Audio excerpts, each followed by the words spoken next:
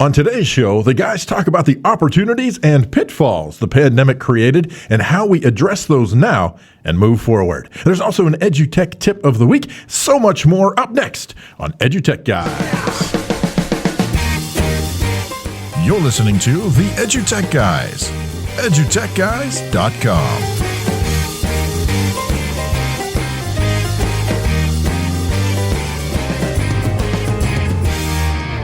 Hello and welcome to the show. I'm David Henderson. Hey, I'm Jeff Madlock. Yeah, welcome. Thanks so much for tuning in, turning on, downloading, all that good stuff. All that good stuff. Yeah, glad to be here. Hey, don't forget, you can always find us on the web, www.edutechguys.com. Heck, just go out to Google, type in EduTech Guys. You're going to find us on all your favorite social media at EduTech Guys. That's right. Remember, it's EduTech Guys, you in the middle, because without you, it's just EdTech. Yeah, which is kind of the same thing, but wouldn't it? But it's got you. But it's you. You and me, and me and you. Ebony and I. Oh, my. You got what I need. Wow. Hey, today on the show, we thought we'd talk a little bit about kind of where we're going. Because, it's interesting, and then this is just a non-political comment here, but now that the war and everything and inflation has taken over, I guess COVID's over. I mean, I'm not sure. We're dropping masks like fly balls in the Oakland A's outfield. But I mean, we are. But did you see China? Now this is at the time of this recording. China's like starting to shut down because they got like 54 million people that are infected with some new variant. Oh, whatever. That's exactly. You mean China, the only ally to Russia at this point? Anyway, so today's discussion is about.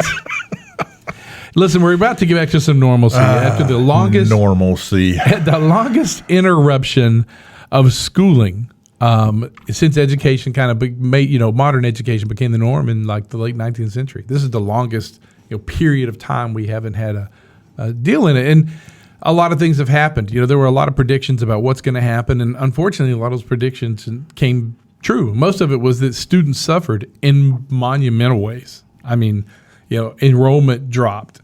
Even during the pandemic, a lot of parents just went, well, we're going to homeschool. We're going to keep our kids here. And when we all went online, well, we just started noticing some kids, first of all, they didn't have internet. Or, some schools didn't have the devices. And so we started losing kids that way. That was a big one. High school dropouts, they spiked. That was a big one. Why do I need this? That comes back to a show we did not long ago. Why? Yeah. Why am I doing this? Yep. Heck, how many kids actually during the pandemic sold $800,000 worth of NFTs or cryptocurrency? Right. Whatever they came up with. I don't know, McLaren. Why do I need to go to school and take algebra? Yeah. I mean, it doesn't make any sense. But yeah, college enrollments dropped, which is interesting. But I think that's also due to the fact that a lot of kids, especially junior, senior level, college age level, realized, wait, are there other avenues I can take besides secondary and post-secondary education? Can I get my GED and then can I do this? Right, exactly. Well, and then kind of an extension of that, I think a big part of what happened really across the board in education, really, I mean, call it K-16 if you want to, is you have the mental and emotional effects of, being secluded, being in your house, locked up all the time during the initial part of that.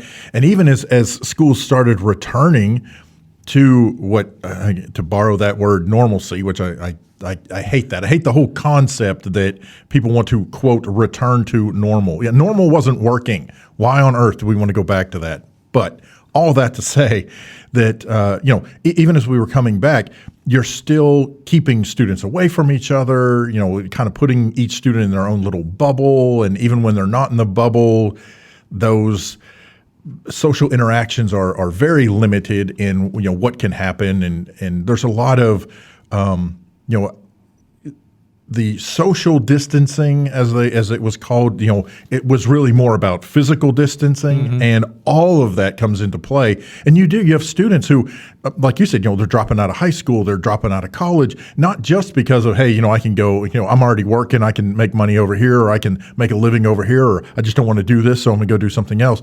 But a big part of it is also that mental and emotional piece that, unfortunately, truly reared its head and still continues to rear its head through all of this. And so you see decreasing enrollments, you see horrid test scores, whether you're talking standardized tests or localized tests in classrooms. Mainly, I think a big part of that is because of what we're seeing with students' mental and emotional health. Yeah, and it's interesting. I've talked to a lot of teachers, and I've seen a lot of articles, and I've seen a lot of social media posts where teachers are talking about the kids coming back have been so far removed at certain age levels that they didn't socially, they were already probably socially awkward anyway, but having lost that stability of friendship and interaction, they're coming back to class and they don't have it. And it's very evident to me when you think about this is so terrible. When we used to the spelling words. Okay, we got to have the spelling words done.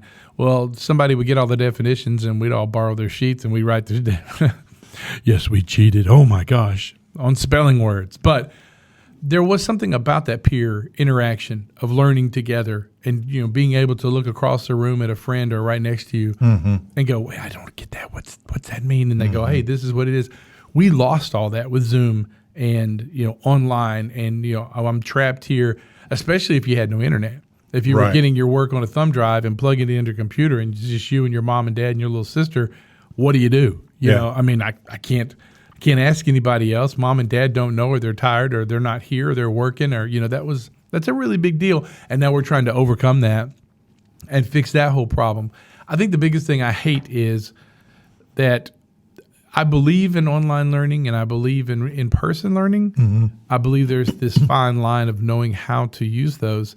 So that whole opportunity we were having when we were teaching online, we didn't take the opportunity to really delve into how to prep our educators to do that.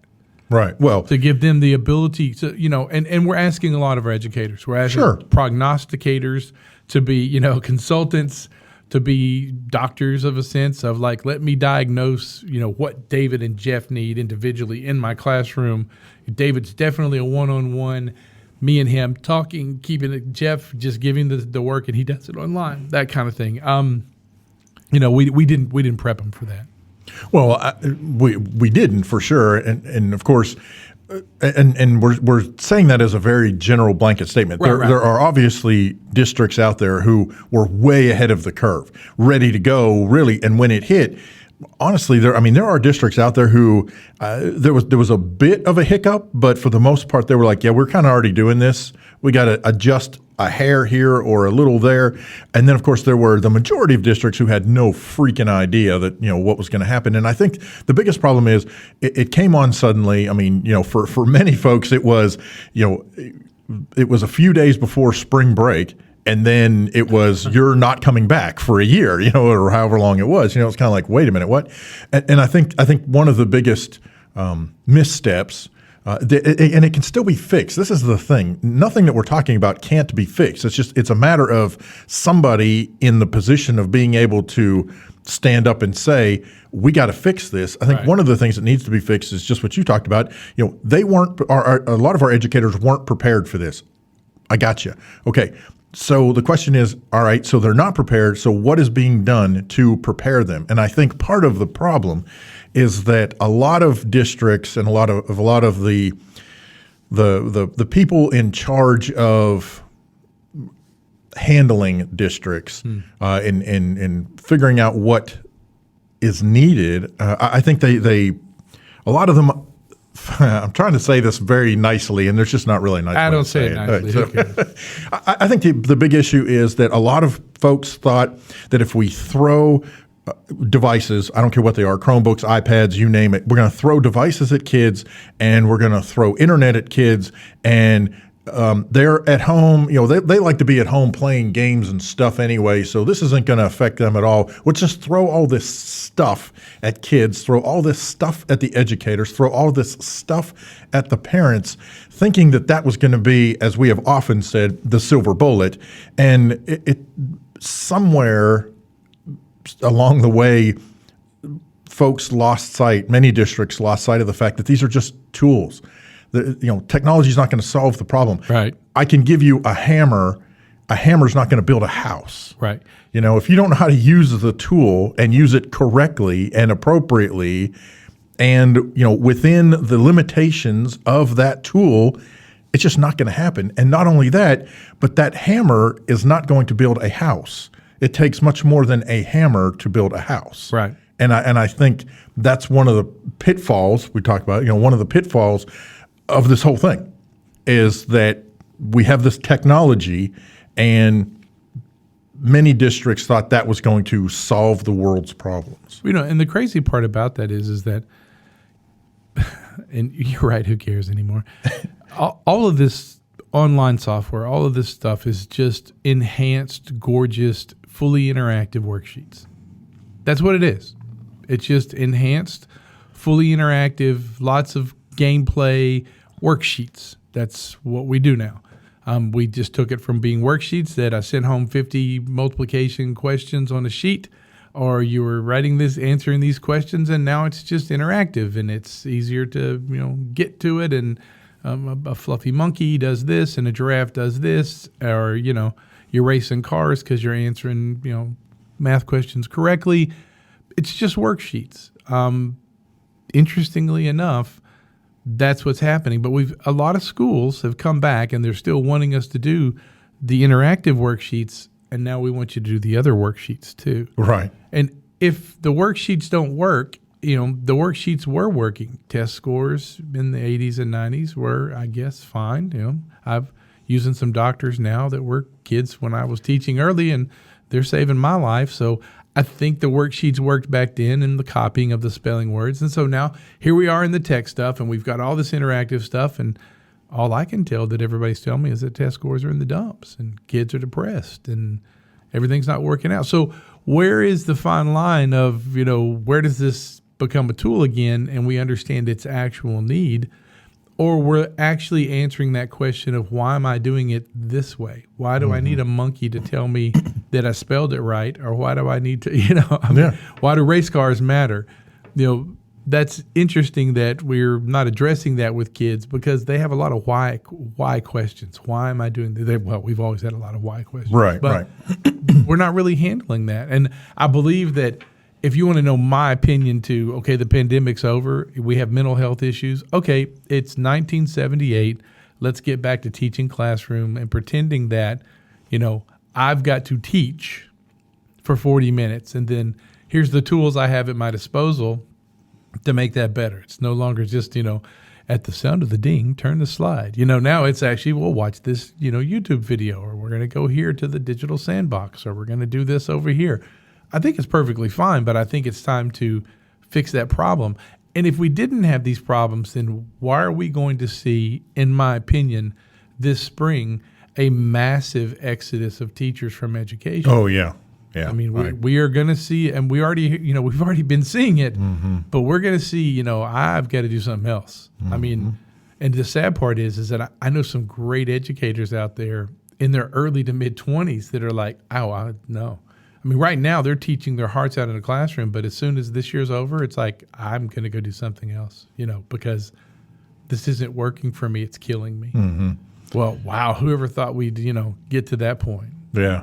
Yeah. Well, and I think kind of in combination with that, or an extension of that conversation is as we're tying things, sort of to the technology, as schools are trying to figure things out, and especially on the curriculum side, I don't know. It just seems weird to me that you've got a lot of districts who are they're trying to figure out, okay, how do we help the students? How do we throw test scores aside? The heck with test scores. Just how do we help the students learn? how do we get back to that? How do we get to the back to the basics of curriculum? And I think one of the issues that I see in a lot of districts who are trying to figure out what they're going to do with their curriculum, and so they're looking at creating, if they don't already have, maybe they're creating curriculum coordinator type positions. They're trying to bring in someone either from the outside or promote from within that can help steer that boat. But there's a lot of concentration, and from my perspective, there's too strong of an emphasis on the technology side. Yeah. Let's focus on building the curriculum. Yep. Let's focus on how do we take, we're required to teach the state standards here in Arkansas, and I'm sure it's similar across many states. All right, so how do we get back to teaching the students out of whatever the materials happen to look like, whether it's a bound textbook, whether it's open resources from the internet, whatever the resources are, that helps that teacher communicate the lessons to learn those particular standards that are educating the students what they need to know. You made a great point a while ago. We're older, so we went through school in the 70s and the 80s. First of all, I know we didn't get tested, standardized test anywhere near. I think I got tested twice my entire career. I think fourth grade and maybe eighth grade. I vaguely remember something like an Iowa test or something. Yeah. I don't know. I chose Coke, not Pepsi. Well, there you go. That's right. The blind taste test. But beyond that, we had the teachers were teaching us whatever it was they were supposed to be teaching us. Do I remember the day I learned how to read? No, it was a process. Do I remember the day that I figured out how to solve quadratic equations? No, that was all part of the process. Right. Do I remember the technology involved? No, but I can take a guess and go, I don't know, it's probably a overhead projector and, old Dr. Suzuki on a film strip in physics class, right? I mean, who knows? None of that to me, it's not that it doesn't matter, but it's the wrong focus. We got to focus on the curriculum. We got to focus on helping these students want to learn. Answering the why. Hey, and with that, we're going to stop our rant. End rant here. Insert. Hey, listen, right now, we haven't talked about the East Initiative in a while, and we should. We should always talk about the East Initiative. Matt and his folks do a great job. And in fact, right now in Hot Springs, Arkansas, the East Initiative Conference is going on as we speak. So if you want to find out more about the East Initiative and their conference, just go to eastinitiative.org. Yeah, that's right. You can check it out. It's not just an Arkansas thing. They've got all over the East place. Programs all over the country. So there may be one near you that you're not even aware of. Yeah, check out the website. Check it out. See if you find one. Yeah. So now guess what time it is? EduTech Tip of the Week. So listen, this one comes from Speaking of weak. I'm getting over a cold. What can I say? We all weak. So this is This is coming from Casey Bell at Shake Up Learning. This is an article she turned out this week sometime. Gmail hacks. So some great stuff. We'll go through them real quick here. One of my favorites, undo send. So you can go to your settings in Gmail and you can set an undo send time limit up to 30 seconds. So if you accidentally send something, maybe it's got a misspelled word in it. Maybe it's got some words that you spelled correctly, but you shouldn't have put in there. You can, after you send it, you can use one of those words and say, and go back and stop that thing from sending. So that's a big one right there. I did not know this. That was great. Just wait. So next, up next, another cool is schedule an email. So that's an easy one. Yeah. So what's really cool about scheduling an email is that you can take an email, go ahead and compose it, and then if you don't want it to go out right away, you can tell it what time did you want it to go out. So for example, at the Education Service Center where I work, we're doing an employee spotlight of the week where we send out a graphic and talk a little bit about the employees answer questions. It's kind of a fun way to get to know the employees.